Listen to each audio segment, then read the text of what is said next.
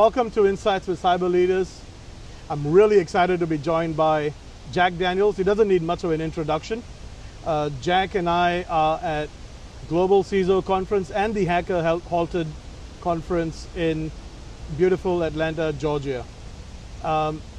Jack Daniels works for Tenable Network Security and is the co-founder of BSides Security. Jack, thank you for joining me today. Thank you very much. And I'll let you make the rest of the introductions, etc. So, yeah. The question is, Insights with Cyber Leaders is all about sharing your insights. You know, you're definitely a personality, someone who's made it. Yeah. And share your experience and how you kind of got to here, and then we can discuss other questions. Yeah. So I get asked a lot about getting into the industry and how I got into it. And the first thing I'll say is I don't advise that people do my approach. Decades of making poor decisions and then some dumb luck worked really well for me, but it's not highly repeatable. You know, it's not highly. In reality, I started out as an auto mechanic. Wow. That was my first, real job. I did a short stint as, short order cook or whatever, but I was into cars. I became an auto mechanic. I was an auto mechanic in the late 70s, early 80s, as cars were becoming computerized, as emission controls were getting more advanced, and I drifted towards doing the diagnostic stuff. I did the hard stuff, and I did some odd things. Here I was, here in the U.S. in the Northeast, and I was a Renault specialist. Right. There weren't many of us, and I ended up working in the dealership parts department because somebody didn't show up for work one day, and I could figure it out. And then that's one of the areas that has computers. So one day they handed me a thing that looked kind of like an 8-track tape and said, "If you got to put this in, or the spark plugs are the wrong price." Right. So I figured that out. I read the instructions. I don't know what I'm doing. It's a computer thing. Those are in the office. And then like 3-4 weeks later, they hand me literally a shoebox full of these tapes and a booklet this big and say, "Well, since you're doing the other tapes, why don't you do this?" I'm like, okay, what's an operating system? Well, it says erase it and then reload one. Excellent. So, over the years, the cars, the dealership systems, the communication systems, telephone systems became more and more and more computerized. My job became more and more and more computerized until it was full-time computer. In that path, bad things happened. Some were mistakes, some were attacks, some were viruses and other things. So I had to fix that. Okay. And then keep it from happening again, which is a classic path into security for admins. That's the admin to security path. Right. I didn't have a lot of resources like most companies, small businesses, mid-sized businesses working on low margins. So I had to learn where I could. I did have some training, but I found that some local user groups were great for, learning about technology. The Providence area user groups and Boston area user groups. Yeah. And I would go and I would learn things, and then after a while, I would do the latest, update to Exchange 5.5 from Exchange 5 and learn lessons, and I would share what I had learned. And so this, learn from other people, learn some stuff yourself, share it back. And that became more and more active in the Boston area, Boston Providence area security community. I saw the handwriting on the wall. I was still making most of my income from the auto industry, 10, 12 years ago. Even though I was doing consulting, most of my clients were automotive, and I saw the handwriting on the wall for the American auto industry, like, it's time to get out. And I had friends at a firewall company, and they said, "You've seen all sorts of stuff. We need people who've seen a lot of stuff and get security." So I joined them. And my role evolved as, at first they put up with all my community engagement. Yeah. And then they supported it. They said, "Hey, this is valuable," right? Being engaged with the community. And eventually it became my job to be, work with our community, but also work with the security community, get engaged with other people. Some of it was direct with the company, and some of it was just for the sake of security. That company sold, and I had been friends with Ron Gula for years and landed at Tenable. He had tried to hire me a couple of times, and it just wasn't quite right.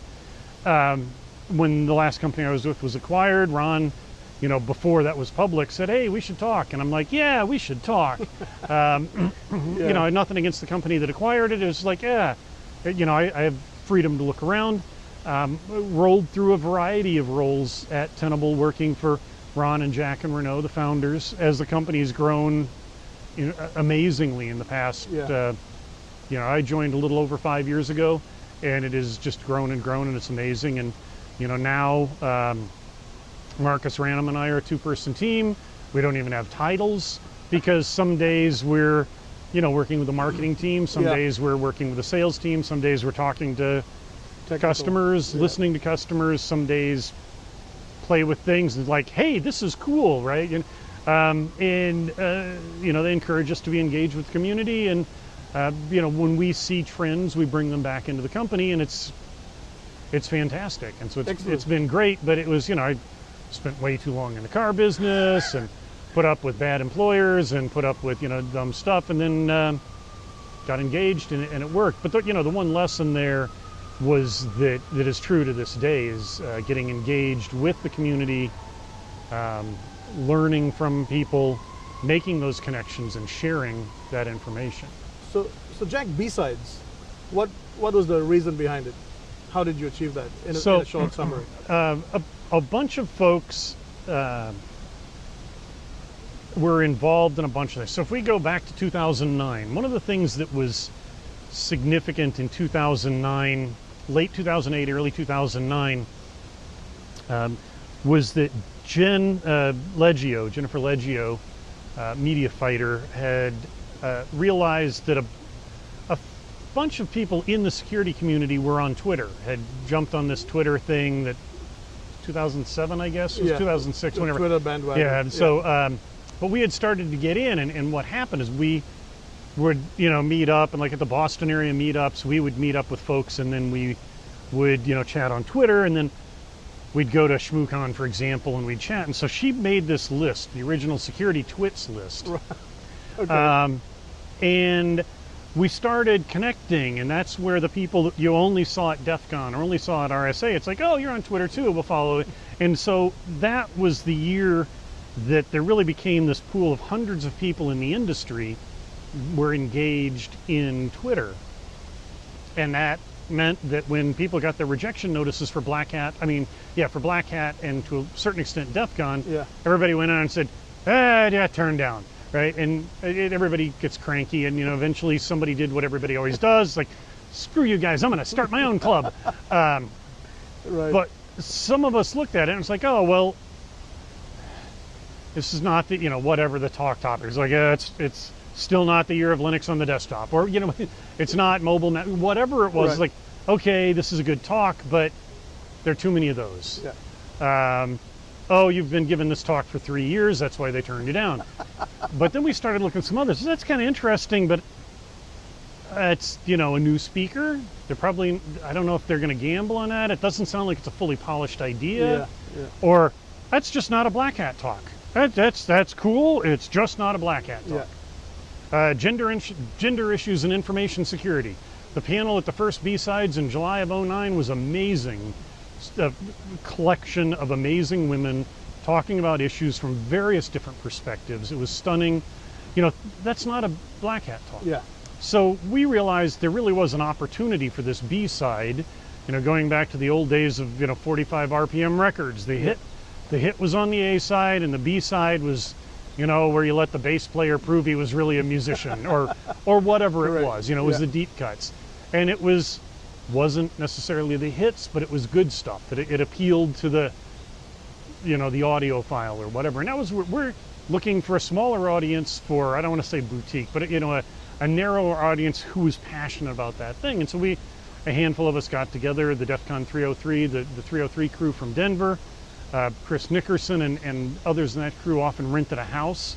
So they rented a house and said, why don't we just have talks in the big room that they use as a wedding chapel when they rent it for that. And so it happened. You know, a few people that had thoughts about trying to create a different format, but most of us like, let's just do it. And what happened is it really worked. And so there was another one, you know, a few months later in Mountain View, and then there was one in San Francisco, and then Austin, and then Boston, and Denver, and back to Vegas, and it just took off. Yeah. And it's all decentralized. Every local event does their own thing. They ideally reflect the local community. They reflect the local organizers. BSides in San Francisco does reflect the fact that it's in the run-up to RSA. Yeah. So there's a lot of business of security, but it's also an area full of younger people and developers. So there's more developers than at some other ones. The one in Las Vegas, we have a very broad array, but it's during Black Hat and DEF CON. There are more people who are doing offensive research, so it skews in that direction, but it's very mixed. Excellent. So it just took off. And as we sit now, we're coming up on event 277 or 278 since July of 2009. Wow. We're on target for 68 to 70 events this year around the world. Excellent. And when I say we, I mean, hundreds of people make them happen. Yeah. And thousands or tens of thousands of people around the world come and attend these. Yeah. And it's very decentralized. The idea is to make it easy to run an event. We provide mentorship and a brand name. And it really does three key things. It's about content, it's about community, and it's about conversation. And so those, for the first year or two, were my 3 C's of BSides. And the order shifts, but content, community, and conversation. Yeah. One of the things we realized very quickly, though, is if you bring people together, they become part of the community, they learn and share, that helps their career. So now I add the 4th C of career. And that is one of the most amazing things to see. BSides in London, BSides in Las Vegas, some of the others have formal mentorship programs. Never spoken before? We're going to pair you with somebody that's going to help you make sure your talk is good, help you practice it, get ready, and do a good job. And for people starting out in the industry, if you're going to be that analyst, you need the technical skills. But if you can't communicate, very much, you're going to be in a GM. So even college students, right? Brilliant, great grades, come out of whatever program. If you can say, I spoke at BSides Las Vegas, here's the video online. Yes, I said and ah too much, which I still do continuously, right? But here's what I spoke about, and they're remarkably polished for a first presentation because you've got a mentor that's helping you. Very much. But you go and speak, and now you're at the speaker party, and so it just fast tracks you into the community. And so you're meeting like-minded people. Exactly. Yeah. And this segues into, Jack, about this discussion about, we discussed exit strategy before we started this talk. We're going to come to that. How do we get out? Right? That's right. But to get out, how do we get people in? So there are a whole set of problems as far as getting people in. Yeah. One thing that I always like to point out is that I like to say we're not going to have solved these problems with technology because they're fundamentally people problems. However, we can't downplay the impact that technology can have. Everybody's talking machine learning and artificial intelligence. That can only go so far, but it can improve. It's like when you write a bash script so you don't do the same thing 20 times a day. Yeah. The more we can automate, the better. But if we go back a little over a century, the major cities in the world had a shortage of people who were skilled at handling horses. There weren't enough farriers to put shoes on them. There weren't enough people cleaning the streets of the horse manure. The streets were clogged. We had an absolute nightmare of, pollution. If you're on a farm, horse manure is great fertilizer. If you have tons of it per block on the city, it's not great anymore, right? That problem wasn't solved with more farriers and more groomsmen. The problem was solved by the automobile. Yeah. Now, brought us some other problems, but it got us out of that problem, right? So there's a role for technology to, correct. So let's not overlook that. But there are some things we need to be more approaching. We need people right now. You can look. The divide between recruiting and HR and the hiring managers is great. we've all seen those listings, whether it's We want people with 7 years experience with Windows 10. You know, that's a good one. I've seen that myself. Yeah. You know, no, that doesn't work. And you know, there's a challenge in that the people that are hiring are trying to make money, and therefore they can't always invest in training. Some people figure out how to do it, but you've got to like kind of expand and be willing to work with people. I think that's not a big fan of big government, but our government and most Western governments spend a lot of money on education. They're spending a lot of money on college programs, and I think that's fantastic. But as a certifiable old fart, I would like to point out, young people change their mind. It's one of the cool things about being young is your path is not cast in stone. And I'd like to point out there are a lot of or underemployed network and systems admins that have been automated out of jobs by migration to cloud or managed service providers and economies of scale. And not all of them are going to transition to a security mindset, but for a fraction of what we spend sending kids to college, we could maybe come up with a program of trying to retrain. It's not a long term. It's like, hey, let's work on this project. You know, and here are a set of tools. Here's 2 weeks of training and a set of tools, and here's a 3-month contract. And maybe you start cherry picking the people. That doesn't solve all of it either, but we have to start looking for those edge cases. That's a brilliant idea, and I guess that's what, you know, Cyber Management Alliance's Insights for Cyber Leaders is trying to do. It's trying to get people like yourself and global folks together. You know. And it's you know, mentorship helps, finding people who have the right talents. Also, years ago, none of us were security experts. We all came from something else. You know, you know, Dan Gear, I forget the exact title, but it's basically medical healthcare statistician, right? Look at his insights. You know, I'm an auto mechanic. Or if you go down, there are a lot of engineers, but electrical engineers, chemical engineers that came in with a lot of different perspectives, which is valuable. It made it really hard to professionalize because we were so diverse. Now we finally are getting young people and not so young people right out of college with a degree in a field. These degrees didn't exist, you know, a few decades ago, right?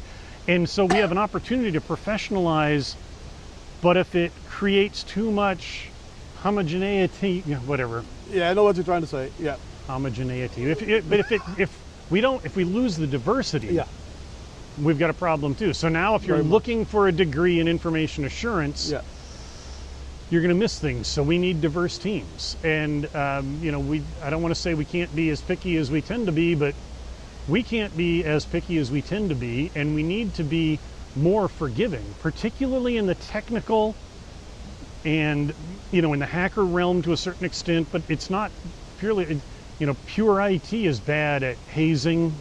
It is bad at eating our young, and we drive some people out. You know what I mean? Sorry to interrupt you. No, please. So here's a question: who would you hire? You know, say I'm looking for a job, or someone looking at this video wants to get a job, right?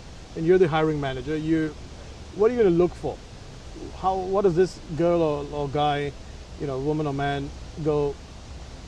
What does he need to prepare? It varies so much with the job. You know, you may need somebody, you know, one of the things that a lot of companies, particularly in the security space, are looking for, not a lot of them, but we could all use a few more good native C programmers who can write clean, concise, and secure C code, because it's highly portable. I get, you know, people are freaking out right now that I'm saying C. No, right? They're absolutely freaking out because type safe framework, make it safe, and well, if you understand how the frameworks are and they can't embed, but nope, absolutely get it. You know, but there are places for code. Edge cases, by all means, don't write your iPhone app in C. Don't, you know, or certainly not your Android app, right? Don't. But there, so we just need that guy or that girl. However, in roles that take a different, not that level of specificity, it's like, look around the edge, look for the gray areas. Look for things that show somebody that's able and willing to learn. One of the things that I always tell people is make what you do, even if it's not technical, discoverable. Interesting. Okay. So it used to be blogging. There are still some people who blog regularly. Most of us that used to do it a lot don't anymore. But blog. The modern equivalent is people that are committing code to GitHub. Make your GitHub available. Right. Make it. If you do demos, Sammy Kamkar will be here tomorrow morning. His YouTube channel is amazing. He teaches people how to do stuff. Now people know who he is, but if you're doing cool stuff, if you're playing with Arduinos or Pis or Odroids or something, and you're automating something, or you're building tools to, somebody that joined us in the make it discoverable. Yeah, make it discoverable. Yeah. So that this is what I've done. Hey, I just, I spoke at a BSides. I spoke at Hacker Halted. I was, I did these things. Or even if it's just, right, yeah. Even if it's just, I went to this event. I went to Info Security Europe and London, and these are my takeaways. Yeah. I found this vendor doing something cool. That's not hardcore technical, but it's like, this is somebody paying attention to the industry. Yeah. It makes it possible for me to say, this is somebody willing and eager to learn and engaged.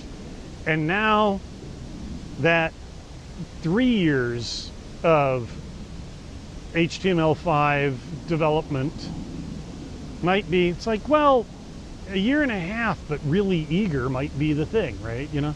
Other things, more and more companies have to learn how to deal with remote employees. Commuting is horrible. Commuting is a horrible issue. It's a horrible thing to do to people. It's a horrible thing to do to the planet. Yeah. It's tricky to manage people, right? You have to have skills in managing remote workers. Yeah. You have to find ways to connect them, whether that's Skype or Slack or telephone bridge, whatever it is. You've got to find ways to connect them and make sure they're actually doing code, or whatever it is they're judged on. And one of the paths that a lot of people overlook, and we all complain about it, any of us who've ever worked support in any role, I don't want to make anybody do Windows desktops, first tier desktop support, but there's a learning job there. Now, if you do firewall support for one of the myriad firewall vendors, you're going to see stuff. Correct. And you are going to learn stuff, right? First thing you learn is where the mute button is. I can't believe this, right? But after you unmute, you learn how to deal with people, and you learn how to deal with technology. So can I replay this back? Sorry, I really like this. So if I replay back and if you can, try to get a support job, because that teaches you two things. One is how to deal with customers, right? But also teaches you the technical element. And I really like that. Yeah, it's a step, and it depends on what you come into that with, where you go. Yeah, you might end up in a sales engineering role. Yeah, some people don't like that because it has the word sales in it. That varies by company dramatically, but a lot of sales engineers really are engineers first, and they're tied to a sales team, and they can still be engaged in the community. Yeah. Those can be great roles. That's a good stepping stone out of support. If you've got a development background but not a lot of it, I've seen people go from support roles into like a QA role. Yeah. Or even go into like technical marketing, write the white papers, right? If you learn how to develop content, you learn how to present content. But that gives you that experience, and it doesn't usually require you to be a security expert. You learn about a security product and take that step in, and now you're part of the security community, and then you can take the path. But as you say, making yourself discoverable allows you to show your passion. Right, absolutely. Right? Which is what you and I are looking for. Right. When you're looking for the right type of people. Right, absolutely. Somebody that's eager, that's maybe doesn't have all the qualifications, is a lot better than a board expert. Yeah. Jack, Cyber Management Alliance, my company and my partner, Insights with Cyber Leaders is what we're doing. Yes. And what we are looking to do is build this global community of leaders, right? Not only CISOs, but cyber leaders. Cyber is the in term, so we call it cyber, yes, right? Right. But the objective is to try to get globally everyone together, maybe on a monthly or 3 quarterly basis, right. to try to share, again, live insights with people. So hopefully I'm counting you on board. Oh, absolutely. And it's interesting because for those in technical roles or that still see technology as a hobby, Yeah. and you can find us at events like we're here. Yeah. You'll find us at BSides. You'll find us at other things. And when you move into the business of security, you might see them at bigger corporate events. Yeah. But they don't get together the way others do. You don't. There are some roundtables and other forums for security leaders, but it's not like you can expect to see all Yeah. of them at at the cigar bar at Caesars next year at DEF CON, right? Yeah. Where there's a certain group of the security world you expect. And so that making it possible to do online is fantastic. Connecting people online without making us fly across the country or planet is a great idea. Excellent. Jack, thank you. you for joining me It was at great fun. Insights with Cyber Leaders. Thank you.